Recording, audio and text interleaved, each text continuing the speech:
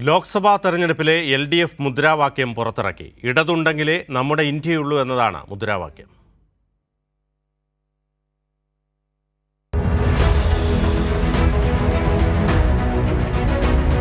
രാഷ്ട്രചരിത്രത്തിലെ ഏറ്റവും നിർണായകമായ ഈ തെരഞ്ഞെടുപ്പിൽ LDFന്റെ രാഷ്ട്രീയ നിലപാട് വിളംബരം ചെയ്യുന്നതാണ് ഇടതുണ്ടെങ്കിലേ നമ്മുടെ ഇന്ത്യയുള്ളൂ എന്ന ഈ ടാഗ്ലൈൻ.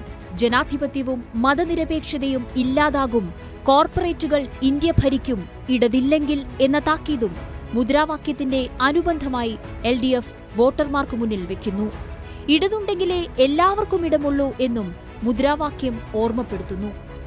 2016 നിയമസഭാ തെരഞ്ഞെടുപ്പിൽ LDF വരും, എല്ലാം ശരിയാകും എന്നതായിരുന്നു LDFന്റെ പ്രചാരണവാക്യം. UDFന്റെ കുപ്രസിദ്ധമായ ഭരണത്തെ തകർത്തെറിഞ്ഞ മുദ്രാവാക്യമായി ഇതിനെ രാഷ്ട്രീയ നിരീക്ഷകർ വിലയിരുത്തി. 2021 നിയമസഭാ തെരഞ്ഞെടുപ്പിൽ ഉറപ്പാണ് LDF എന്ന മുദ്രാവാക്യമാണ് ഉപയോഗിച്ചത്. മഹാപ്രളയത്തെ അതിജീവിച്ച, കോവിഡിനെയും നിപ്പയെയും മറികടന്ന് ലോക ശ്രദ്ധയാകർഷിച്ച കേരളത്തിന്റെ രാഷ്ട്രീയ മനസാക്ഷിയുടെ ഇച്ഛാശക്തിയുടെ പ്രകടനമായി മാറി ഈ മുദ്രാവാക്യം.